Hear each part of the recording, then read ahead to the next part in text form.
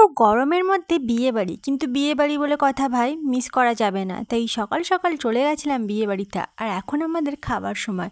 ডিনারের মেনুটা চলো তোমাদের সাথে শেয়ার করে নিই। প্রথমেই দিয়েছে গরম গরম ডিমের ডেভিল, তার সাথে একটা গ্রিন চাটনি।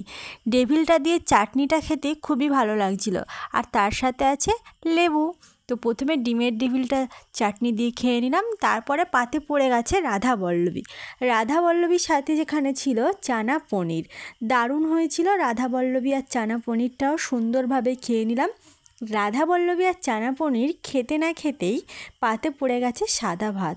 ভাতটা ছিল অত্যন্ত সফট আর দারুণ লাগছিল ভাতটা ডালটা দিয়ে মেখে খেতে।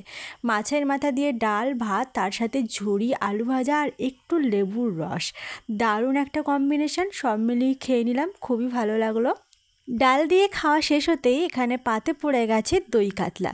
কাতলা মাছটা ছিল খুবই ফ্রেশ, আর বরাবরের মতো আমি চেয়ে নিয়েছিলাম ঠিক পেটির মাছটা, কারণ কাতলা মাছের পেটি খাবার মজাই আলাদা। যারা যারা আমার আরও রেগুলার ভিডিও দেখো তারা সবাই দেখবে আমি যখনই কোনো বিয়েবাড়ি বা অনুষ্ঠান বাড়িতে খাই তখন কাতলা মাছের পেটিটা আমি আগে চেয়ে নিই।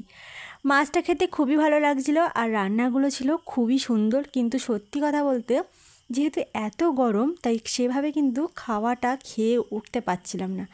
মাছ খাওয়া শেষ করার পরে এখানে দিয়ে দিয়েছে ফ্রায়েড রাইস, স্যালাড। আর আমার ভাইয়ের কাণ্ড দেখেছো, ও কিন্তু কিছুই খেতে পারেনি, এত গরম।